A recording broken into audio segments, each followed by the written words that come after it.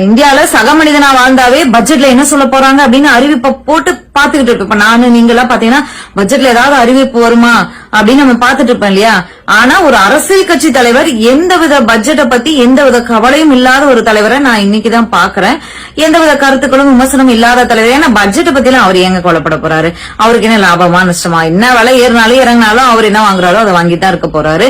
அவருக்கு எந்த நஷ்டமும் இல்ல. அப்புறம் ஏன் அவர் கவலைப்படணும் சொல்லுங்க. சோ அதனால அவருக்கு எந்த கவலையும் இல்ல சாமானிய மக்களை பத்தி. எனக்கு நீண்ட நடிகை திட்டம் இருந்துச்சு அரசியலுக்கு வர்றதுக்கெல்லாம் அவர் பேசியிருந்தாரு. எனக்கு அப்படி தோணலங்க. அரசியலுக்கு வர்றதுக்கான திட்டம் இருந்திருந்தா கொஞ்சமாவது ஒரு நல்ல கேரக்டர் எடுத்து நடிச்சிருப்பாரு இல்லையா. லாஸ்டா அந்த கொரோனாக்கு அப்புறம் சொல்லியிருந்தாரு. அந்த கொரோனாக்கு அப்புறமான அவரோட படங்கள் பாத்தீங்கன்னா மிக மோசமான கேரக்டர்ல எல்லாம் அவர் நடிச்சிருக்காரு. மது, அந்த தம் அடிக்கு இந்த மாதிரியான பல காட்சிகள் நடந்திருக்காரு. கெட்ட வார்த்தைகள் வர மாதிரி வசங்கள் நடந்திருக்காரு. எந்த ஒரு படத்துலயுமே எம்ஜிஆர் சொல்லக்கூடிய விஜய் அவர்கள் ஒரு மக்கள் சேகவனாக ஒரு நல்ல ரோல் எடுக்கலாம் நடிக்கவே இல்லை. அப்புறம் எப்படி அவர் திட்டத்தோட அரசியலுக்கு வந்தாருன்னு சொல்றாருன்னு தெரியல.